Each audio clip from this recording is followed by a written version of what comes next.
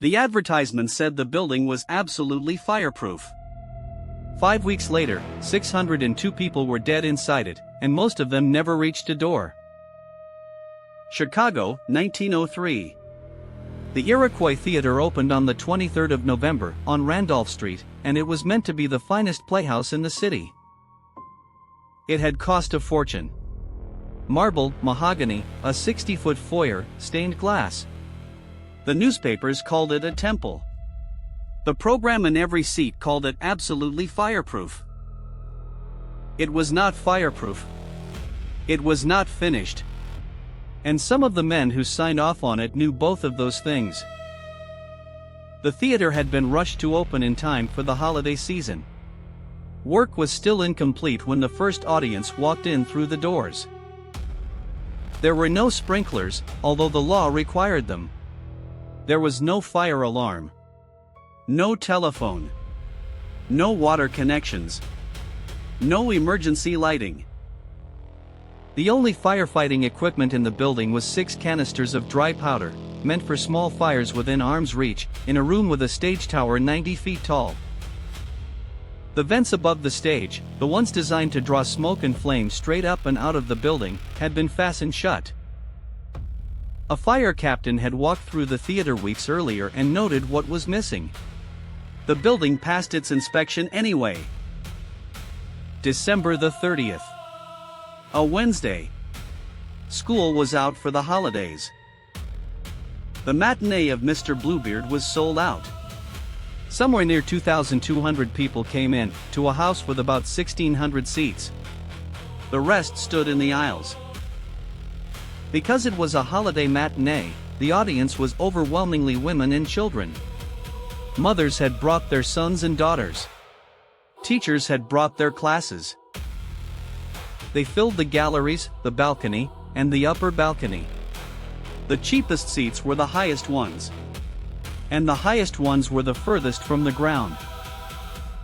At the back of each balcony there was a standing promenade. That afternoon, those were full as well. At around 3:15, in the second act, the company began a number called In the Pale Moonlight. High above the stage, an arc light was burning. It had been hung too close to a muslin curtain. It sparked. The fabric caught. A stagehand tried to smother it with his hands. Another threw powder at it.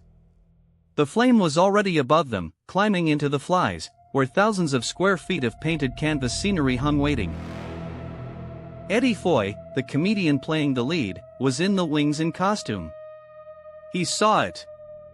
And he walked out onto the stage in front of 2,000 people and told them to stay in their seats. He asked the orchestra to keep playing. For a moment, it worked.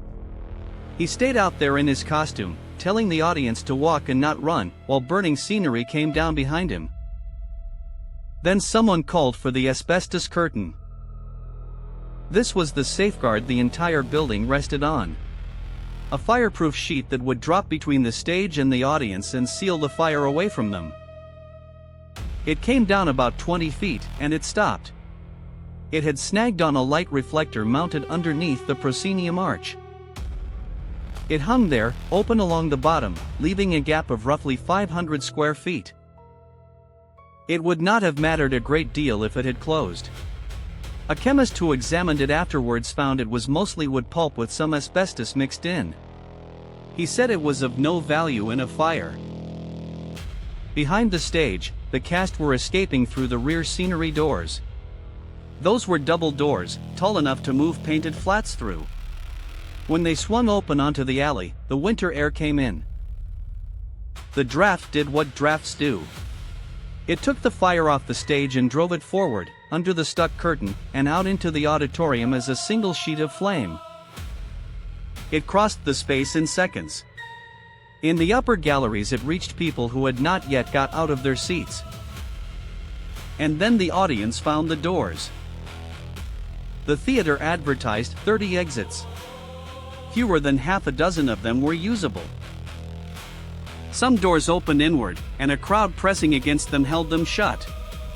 Some were hidden behind heavy drapery. Some were purely decorative and led nowhere at all. Others were fitted with a European latch, a bascule lever, which had to be lifted in a particular way to release. Nobody in that crowd had ever seen one before. And at the top of the stairways down from the upper galleries, iron gates had been pulled across and locked, to stop cheap seat customers slipping down into the expensive seats during the performance. The people in the highest seats, the ones furthest from the ground, were the ones who found the gates. The fire escapes on the north wall were unfinished too. One landing sat 2 feet below the door that opened onto it, so people stepped out into empty air and fell. The iron stairs were narrow, and coated in ice. Below them ran Couch Place, a service alley barely wide enough for a cart.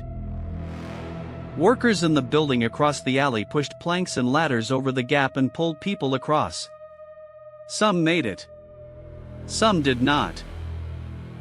At least 125 people died on or beneath those stairs. Afterwards, the newspapers stopped calling it Couch Place and started calling it Death Alley. The fire itself burned out quickly. Most of the dying was over in about 15 minutes. When firemen got inside, they found the worst of it at the bottoms of the stairways and against the doors that opened the wrong way, where people had been crushed and suffocated standing up. Bodies were carried to a nearby department store and laid out in rows to be identified. Families walked the aisles looking for their children. 602 people were killed. Around 575 died that afternoon. The rest died later, of burns and of their injuries. It remains the deadliest single building fire in American history. It killed roughly twice as many people as the Great Chicago Fire of 1871. Of the roughly 300 performers and stagehands in the building, 5 died. They knew where the doors were. The disaster left behind a phrase that outlived it. For years afterwards, anyone who read the word fireproof in an advertisement thought of Chicago. The theater's manager was charged with manslaughter. So was the building commissioner. So were a dozen employees. Every one of those cases eventually collapsed. The charges were dismissed years later on technicalities and delays. Nobody was ever punished for the Iroquois theater. But the codes changed. Chicago closed every theater in the city for 6 weeks. Exits had to be clearly marked. Doors in public buildings had to open outward, in the direction people would actually run. Push bars were fitted to those doors, so that a panicking crowd would open them simply by falling against them. And asbestos curtains had to be lowered and tested before every single performance, in front of the audience, so everyone could see that they worked. The next time you sit down in a cinema, or a theater, or a lecture hall, look at the door you came in through. It opens away from you. There is a metal bar across it, at about the height of your shoulder. That is not an accident of design. 602 people in Chicago bought that bar for you, on the 30th of December, 1903.